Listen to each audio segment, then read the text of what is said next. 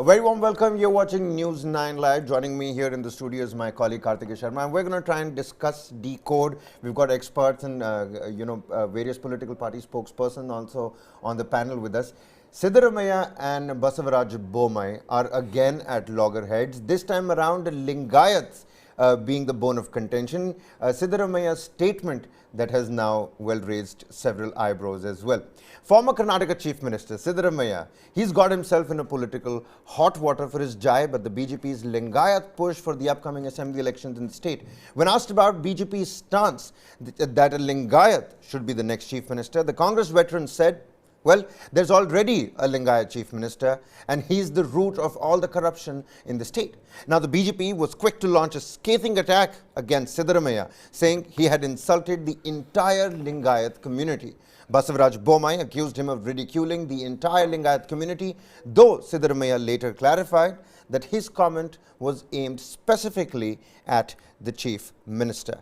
Before we begin introducing the guests on the panel and taking this discussion further, let's quickly take a look at what was exactly uttered by Siddaramaih'S, and later on, what did Basavaraj Bommai have to say? ಈಗಾಗಲೇ ಲಿಂಗಾಯತರೇ chief minister ಇದಾರಲ್ಲ ಅವರೇ ಎಲ್ಲ ಭ್ರಷ್ಟಾಚಾರ ಮಾಡಿ ಹಾಳು ಮಾಡಿರೋದು ರಾಜ್ಯನ. ಇಡೀ ಸಮುದಾಯವನ್ನೇ ಭ್ರಷ್ಟ ಅನ್ನುವಂಥದ್ದು ಇದು ಬಹಳ ನೋವಿನ ಸಂಗತಿ. ಎಲ್ಲರೂ ನೋವುಂಡಿದ್ದಾರೆ. ಒಂದು ರೀತಿಯಲ್ಲಿ ಇದು ಕಾಂಗ್ರೆಸ್ ಸಂಸ್ಕೃತಿ ಅಂತ ಅನಿಸ್ತಾ ಇದೆ ನನಗೆ. Well, now Professor Chambi Puranik, political analyst, also with us on the broadcast. Professor Puranik, there is some sort of similarities that you can see from what Rahul Gandhi went through in that Surat court and that Modi surname jibe, and what Siddaramaih'S here said. But, focusing only on Karnataka elections and the Lingayat sway that is so important for all political parties, how are you reading into Siddaramaih'S statements and also the scathing attack that came next from the Bharatiya Janata Party? Having known Siddaramaiah for last 45-50 years, even as a student, when I was a teacher, the young teacher like you, but Siddaramaiah is known for such, what I can say, unguarded or we can say to some extent very damaging googly statements like that. That's possible and all that. Probably Siddaramaiah has a grouse against the major communities, which I have seen. His growth as a Ahinda leader, spearheading the backward class movement and also taking clues or lessons from late Mr. Devaraj Aras. I think he wants to project himself as the next Devaraj Aras in the entire state of Karnataka and even for all Ahinda people everywhere, wherever he goes and all that. So Siddaramaiah must have, undoubtedly come out with that. But there is an element of his inner kind of assessment, saying that all Lingayat chief ministers are corrupt and all that, which he has corrected later, that's okay. But in Kannada, there is a saying, once you make a statement, it is like a pearl falling on the ground and there is no way of damage or keeping it together or shining. And so that one. Now, the second thing is, what a strange coincidence, Kabir.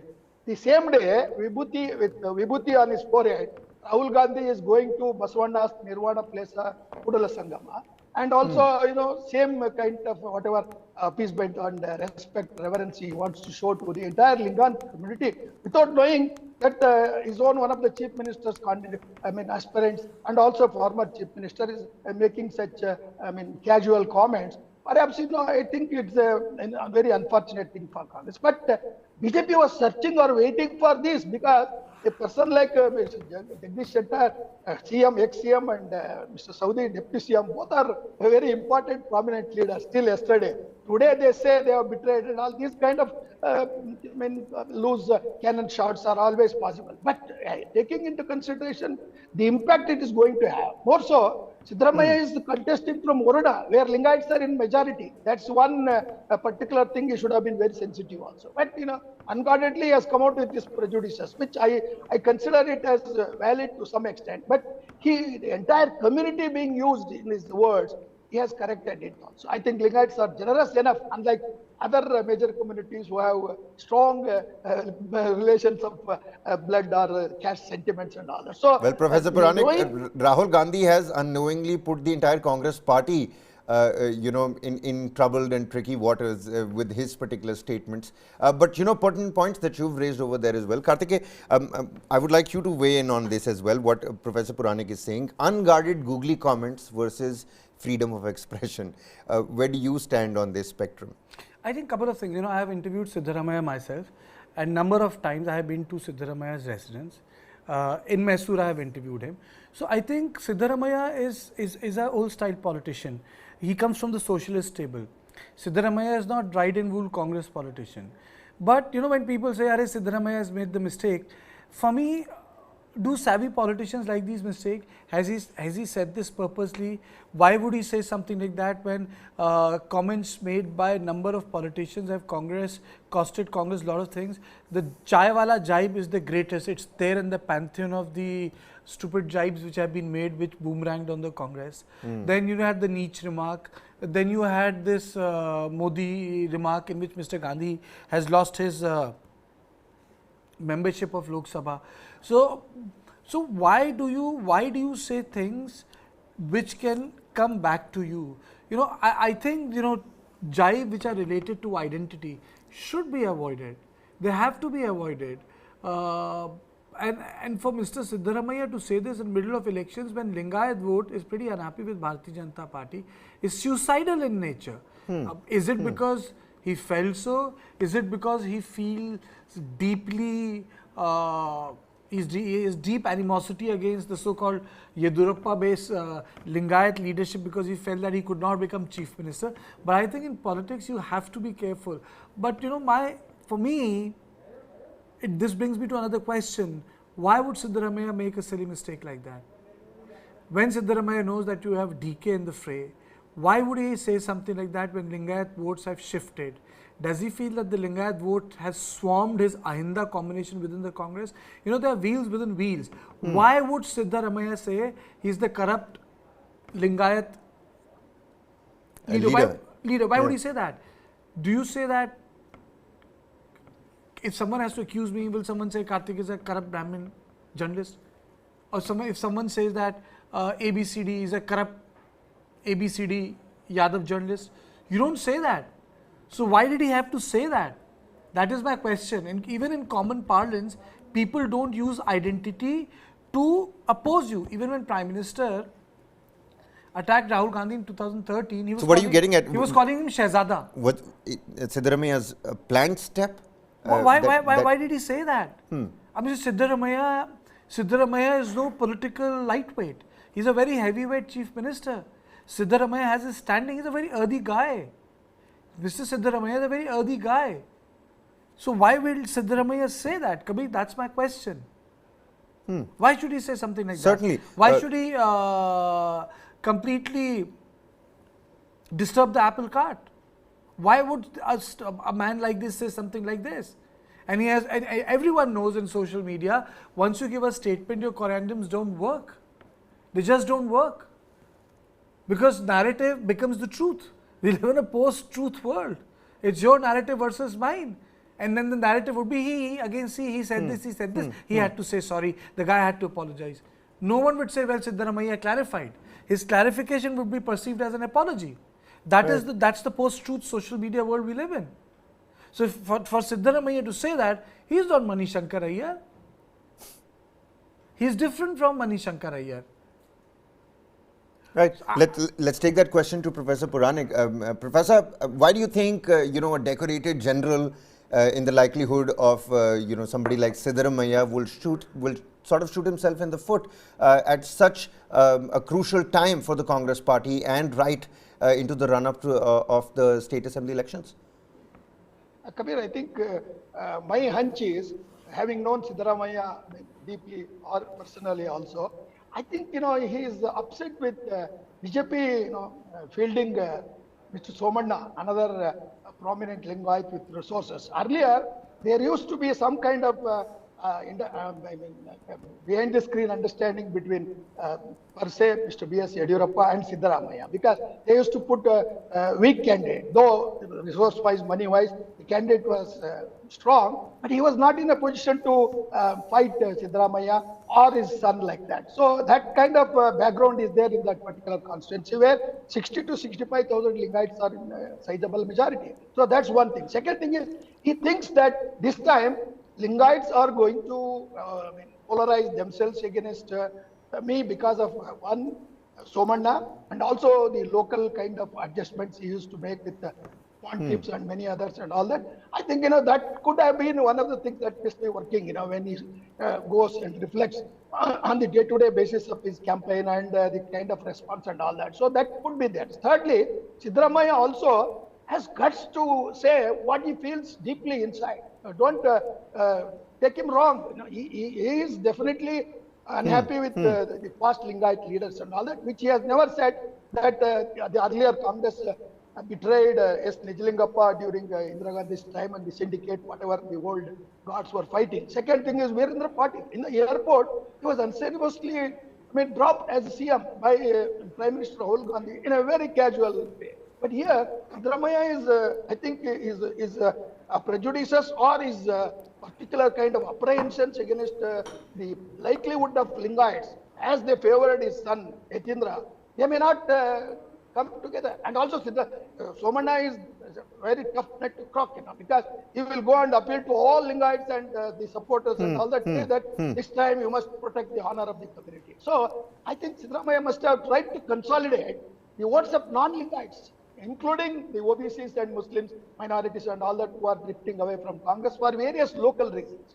Karnataka politics or any state politics, you must give credit to 10 to 15% of local impulses or local last-minute kind of dramatic changes that take place before the voters make up mind. So therefore, I think Siddaramaiah has come out with his own original statement saying that if I accuse Lingaites, my OBCs will be strong. That later he has applied this because he knows that is a very foolish statement to make like that. But as you said earlier, it is not compared. It should have been compared with Rahul Gandhi's statement, which made a slur against the entire Modi community or backward communities as such. They are, the court has seized with the matter. I don't think that will stand before the court of law. If somebody goes against Siddaramaiah, I don't think because courts have better things to attend. So they will not bother about these kind of shots during the campaign period also. Because if every court admits a case based on such irresponsible statements, I think the entire judiciary will be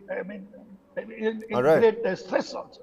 Absolutely. And whilst the jury is still out on whether it was an unguarded, frustrated utterance, Kartikeya, or was it planned, fearing being cornered by the Lingayat sway in the state of Karnataka, let's try and understand, will this translate into actual damage for the Congress when it comes to voting and the Karnataka Assembly elections? See, it entirely depends on the fact how Lingayats will move. Bharatiya Janata Party is trying to rope in Lingayats.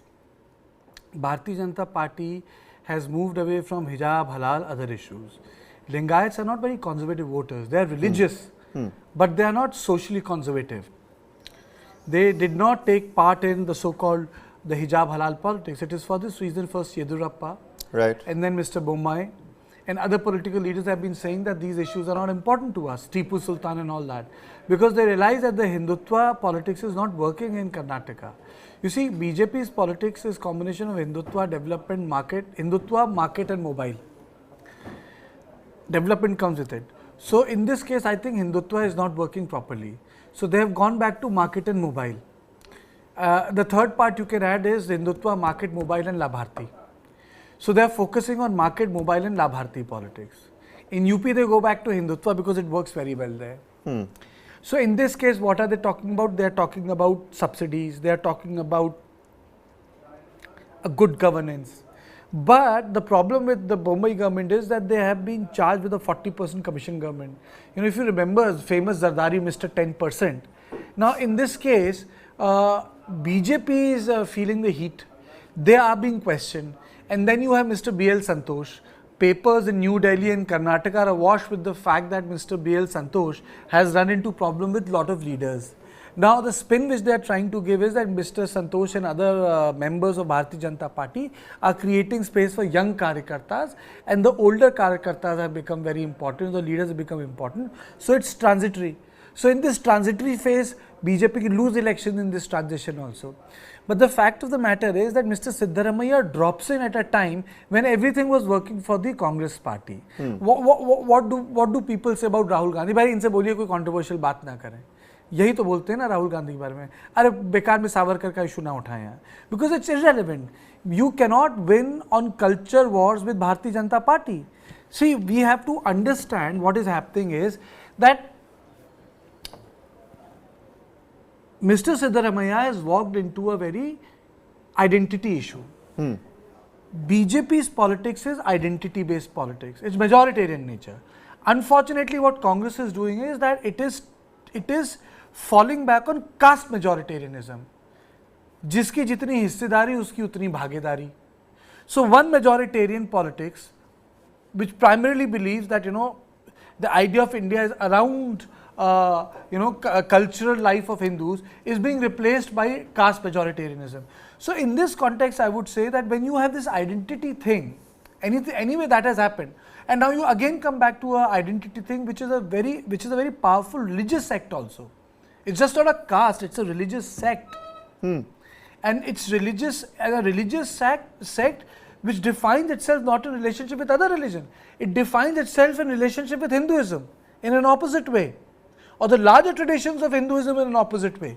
So it's a very tricky issue. It's a very, very sensitive issue. In previous election, there were people who were talking about giving a separate religious status to Lingayats. It created a national furor. Please understand that Gandhiji went on fast in Pune, known as Pune fact, because Ambedkar wanted separate electorates for the Dalits. It didn't happen. So fission within the larger senses of the Hindu community is something very sensitive. And in this context, Mr. Siddaramaiah jumps in. Corrupt. Lingayats run the maximum religious and educational institutions in Karnataka. Not to be messed with in Karnataka. Their heft just does not come from the voting percentage. People misunderstand that. They are educated people. They run religious institutions. They run educational institutions. They run technical institutions. People go and study there. And how visually ironic that you've got and Rahul I think Gandhi. Siddaramaiah has made a grave mistake by saying this. I think he should apologize 5 times and end the matter. Because Lingayats are coming to the Congress party. Mr. Siddaramaiah has actually created a chink in the Congress armor, if you may ask me, right before the elections. A chink in the armor. It may or may not turn out to be an Achilles heel, but if it does, then we all know who to blame. And with the kind of rundown armor that the Congress has right now, will this chink be a chink too many? Well, we'll have to wait and find out, Kartikeya. On that note, Professor Puranjan, many thanks for joining with us and helping us out with your insightful inputs. The jury is still out whether it was an unguarded, frustrated comment or was it really planned. Needless to say, you don't mess with the Lingayat sway in Karnataka. What will this translate into in terms of damage for the Congress party ahead of Karnataka Assembly elections 2023? We'll find out, because needless to say, Basavaraj Bommai and Siddaramaih'S, the Congress and the BJP are already at loggerheads. The war of words is not going to stop anytime soon. We're going to slip into a quick break here. News content continues on News 9. Don't go anywhere.